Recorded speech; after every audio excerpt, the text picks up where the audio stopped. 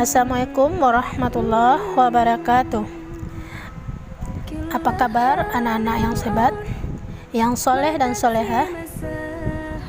Kembali kita belajar di rumah. Kali ini kita belajar PAI tentang mengenal nama Allah Subhanahu wa Ta'ala dan kitab-kitabnya, dengan materi pembelajaran mengenal Allah Subhanahu wa Ta'ala. Anak-anak ustazah solehah dan soleh, terlebih dahulu marilah kita berdoa kepada Allah Subhanahu wa Ta'ala. Semoga kita diberi kemudahan dalam belajar dan mendapatkan ilmu yang bermanfaat. Mari mengenal Allah Subhanahu wa Ta'ala. Mengenal Allah Subhanahu wa Ta'ala melalui Asmaul Husna. Asmaul Husna artinya nama-nama Allah yang indah dan agung. Asmaul Husna menunjukkan kesempurnaan Allah Subhanahu wa Ta'ala. Jumlah Asmaul Husna berjumlah 99.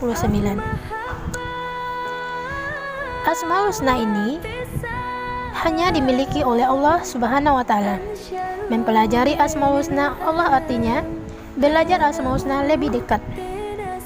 Kita dianjurkan untuk senantiasa menyebut dalam setiap zikir dan sholat. Di antara 99 nama Asmaul Husna yang akan kita pelajari kali ini hanyalah Al-Mumit, Al-Hayyu, Al-Qayyum, Al-Ahad. Yang pertama, Al-Mumit, yang mengandung arti yang maha mematikan. Kehidupan di dunia hanya sementara. Banyak cara yang bisa Allah Subhanahu wa Ta'ala berbuat untuk mematikan makhluk ciptaannya jika waktunya telah tiba. Hidup atau mati adalah kekuasaan Allah Subhanahu wa Ta'ala.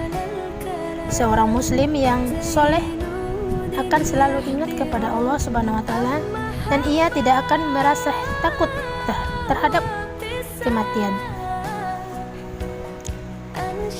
Kematian bukanlah sesuatu yang ditakuti. Akan tetapi kematian adalah tangga menuju kebahagiaan abadi di akhirat kelak. Yang kedua, Al-Hayyu, yang maha hidup. Allah Subhanahu wa Ta'ala hidup kekal selamanya dan memberi hidup makhluknya. Allah Subhanahu wa Ta'ala maha hidup yang selalu mengawasi makhluk ciptaannya. Allah Subhanahu wa Ta'ala Allah Subhanahu wa Ta'ala menciptakan alam dan seluruh isinya. Allah Subhanahu wa Ta'ala memberi nafas kehidupan serta anugerah dan karunia yang tidak terhitung banyaknya. Yang ketiga, Al-Qayyum, yang maha berdiri sendiri. Artinya, Allah Subhanahu wa Ta'ala itu berdiri sendiri untuk selama-lamanya. Allah Subhanahu wa Ta'ala mengatur segala sesuatu hingga terlaksana sempurna dan mendiri tanpa tergantung kepada siapapun.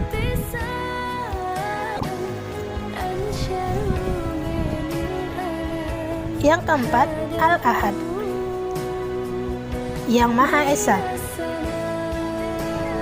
mengandung arti bahwa Allah Subhanahu wa Ta'ala itu Esa. Allah Maha Esa karena atas terdiri dari bagian-bagian yang tidak terbilang sehingga tidak ada sekutu baginya. Aku ingin terpuji di hadapan Allah Subhanahu wa Ta'ala. Asmaul Husna harus diteladani dalam kehidupan sehari-hari. Berikut contoh perilaku yang mencerminkan Asmaul Husna. Al-Mumit, yang maha mematikan. Manusia tidak bisa lari dari kematian. Kematian adalah tangga menuju kebahagiaan.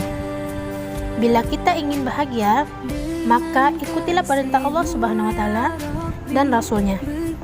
Misalnya, kita rajin sholat, rajin membaca Al-Quran, rajin belajar, serta patuh kepada orang tua dan guru. Al-Hayyu, Maha Hidup. Tugas manusia adalah memelihara kehidupan dan mencari rezeki yang sudah disediakan oleh Allah Subhanahu wa taala. Misalnya, memelihara diri sendiri dengan cara makan dan minum dengan secara teratur, menjaga kesehatan dan kebersihan, membantu orang lain bagi yang membutuhkan. Al-Qayyum, yang Maha Berdiri. Allah Subhanahu wa taala memberikan pendidikan kepada manusia sebaik hidup tidak selalu bergantung kepada orang lain. Hidup harus punya semangat mandiri atas situasi dan kondisi. Misalnya, merapikan tempat tidur, menyiapkan peralatan sekolah, mencari sendiri pakaian sekolah, mengambil sendiri sarapan atau makan untuk berangkat ke sekolah, dan sebagainya. Al-Ahad, yang Maha Esa. Allah Subhanahu wa taala mandiri. Sifat ini memberikan pelajaran buat kita agar selalu mandiri dan tidak bergantung kepada orang lain. Misalnya, mandi, makan, berpakaian, mengerjakan PR, dan menyusun dan merapikan buku pelajaran di rumah dan di sekolah secara mandiri. Baiklah anak-anak ustazah semuanya,